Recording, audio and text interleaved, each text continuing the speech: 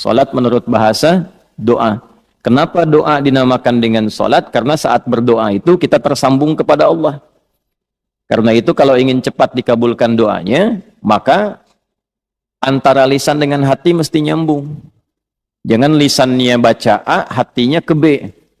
Ya kan? Doanya minta lulus ujian, tapi hatinya berpikir kredit cicilan, kan repot tuh. Nah, jadi mesti nyambung. Oleh karena itu dalam sholat dilatih tersambung dulu, sehingga seluruh bacaan terkoneksi, doanya terkabul. Itu yang menjadikan seluruh nabi dan rasul itu diperintahkan sholat, dan dalam sholat mereka berdoa. Nabi Zakaria kan dikabulkan doanya saat sholat. Hunalika da'a Zakaria rabbah qala rabbi habli min ladunka dzurriyyatan thayyibah innaka sami'ud du'a fanadathul malaikatu wa huwa qa'imun yusalli fil mihrab anna Allah yubashshiruka bi Yahya. Quran surah ketiga Ali Imran ayat 38 sampai 39. Ya, Nabi Musa itu saat menerima awal wahyu diperintahkan mengadu pada Allahnya lewat salat. Quran surah 20 ayat 14. Innani anallahu la ilaha illa ana fa'budni wa aqimis salata lidzikri. Nabi Isa itu baru lahir, perintah pertamanya itu salat. Ya. Quran surah ke-19 itu Maryam ayat 31 sampai dengan 33 itu. Wa ja'alani mubarakan aina ma kuntu wa awsani bis shalah. Nabi Ismail alaihissalam sampai mewasiatkan pada keluarganya supaya konsisten sholat agar terus terkoneksi dengan Allah.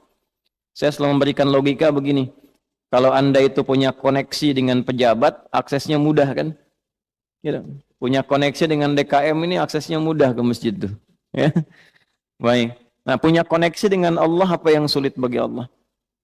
Nah, Nabi Ismail alaihissalam itu mewanti-wanti keluarganya dan meminta, bahkan memerintahkan mereka konsisten menjaga sholat. Itu diabadikan di Al-Quran surah ke-19 Maryam di ayat ke-55. Wa kana ya'muru ahlahu bis-shalah. Dan adalah beliau itu kana kan bisa mengatakan begini di luar Al-Quran. Wa amara ahlah. Tapi kadang ada kana di situ bertemu mudhari'. Ya, karena bertemu dengan mudhari maknanya dua. Ya, yang pertama ya dulu 'alal 'adah, menunjukkan pada kebiasaan. Jadi Nabi Ismail itu terbiasa meminta keluarganya mengingatkan supaya jaga sholat, jaga sholat. Nah, itu bagi orang tua muslim jadi teladan. Orang tua harus punya kebiasaan mengingatkan anaknya supaya menjaga sholat. Nah, karena di situ ahlah itu menunjuk pada setiap personnya. Kan keluarga itu ada 4 dalam bahasa Arab. Ya. 1 ailatun, 2 usratun, 3 alun, 4 ahlun. Tuh. Ailatun sifat saling mendukung dari kata aul.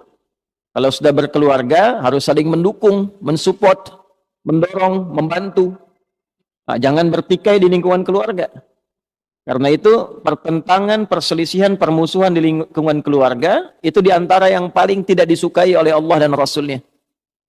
Ya, silaturahim itu kan ayat keluarga di An-Nisa ayat pertama yang sering disatukan dalam 3 ayat kan dalam kesempatan Jumat itu. Ali Imran itu, kemudian An-Nisa, satu lagi di surat yang ke-33 Al-Ahzab di penghujungnya, kan? Yang di An-Nisa ayat pertama, ya ayyuhan nasu taqu rabbakumul ladzi khalaqakum min nafsin wahidah wa khalaqa minha zawjaha wa batta minhuma rijalan katsiran wa nisaa'a wattaqullaha alladzi tasaaluna bihi wal arham. Nah, jadi dan ulul arham itu kan yang pertama keluarga inti. Menyambungkan arham, menyambungkan silah. Ya, terkoneksi dengan kuat di antara bagian keluarga itu bagian dari ketakwaan. Mafhum mukhalafahnya apa? Ya, mafhum mukhalafahnya, pengertian terbaliknya, memutus rahim, memutus hubungan kekeluargaan itu termasuk dari penyimpangan terhadap nilai takwa. Nah, itu mesti hati-hati. Karena itu wasiat para nabi itu sebelum meninggal itu menyatukan keluarganya dulu, bukan dalam masalah harta. Awas, hati-hati itu. Ya, ada 3 dosa bertumpuk diantaranya pada orang-orang yang rebutan warisan sampai tercerai-berai. Itu pelanggarannya 3 dan termasuk pada kategori dosa besar itu. Ya. rebutan warisan sampai bertengkar sampai memutus hubungan silaturahim. Karena itu orang tua dalam hidup satukan, ingatkan sholat, bahkan sebelum meninggal harus dipastikan itu. Ya, itu ada di Al-Quran surah kedua Al-Baqarah di ayat 132. Am kuntum syuhada'a idh hadara Ya'qub al-maut idh qala li banihi ma ta'buduna min ba'di qalu na'budu ilahaka wa ilaha abaika Ibrahim wa Ismail wa Ishaq ilahu wahida wa nahnu lahu muslimun.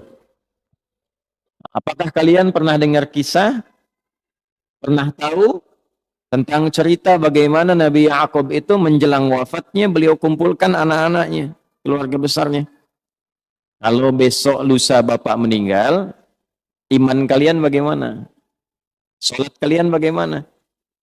Jangan khawatir, kami akan konsisten menjaga tauhid iman kami, menyembah Allah ya seperti generasi bapak dan kakek moyang kita itu menjaga itu semua.